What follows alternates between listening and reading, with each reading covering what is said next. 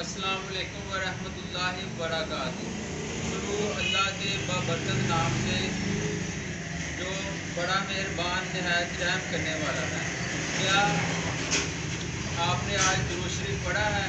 नहीं पढ़ा तो पढ़ लीजिए सल्लल्लाहु अलैहि वआलिहि वसल्लम। आज मैं आपको मशक करने का तरीका बताऊंगा कि मशक आपने किस तरीके से करनी है।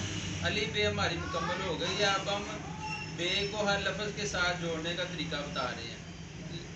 वो हमारा सिलसिला जारी है, लेकिन भाई आपने पीछे जो मशक है ना वो छोड़नी नहीं है, वो मशक आपने करते रहना है। मशक किस तरीके से करनी है ये देखें। आपने पहले सारे सफ़ों को ना लाइनें लगा लेनी इस तरह से, जिस तरह मैंने लगाई। ये देखें सारे सफ़ों को लाइनें लगानी है और एक एक लफ्ज़ की आपने ना बार बार मशक करनी है। चले आए मेरे साथ, मैं आपको बताता हूँ किस तरीके से आपने मशक करनी है।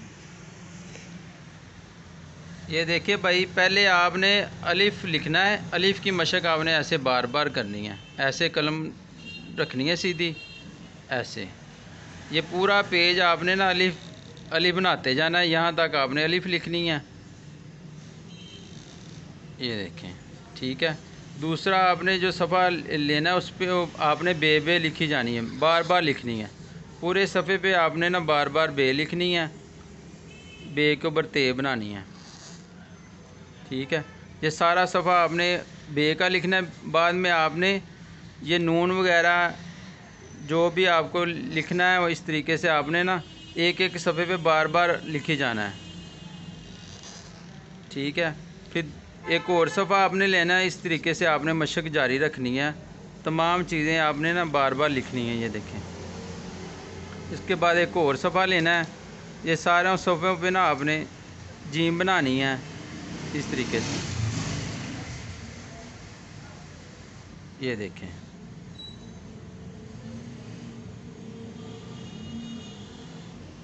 ऐसे जीम बनानी है आपने, ठीक है।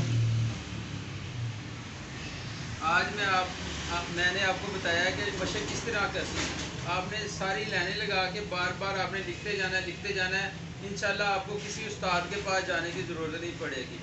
आपको अगर मेरी वीडियो पसंद आई है तो इसको लाइक करें और मेरे चैनल को ज़रूर सब्सक्राइब करें और घंटी के बटन को भी दबा दें ताकि मेरी आने वाली वीडियो आप तक बआसानी पहुँच सके। अस्सलाम वालेकुम।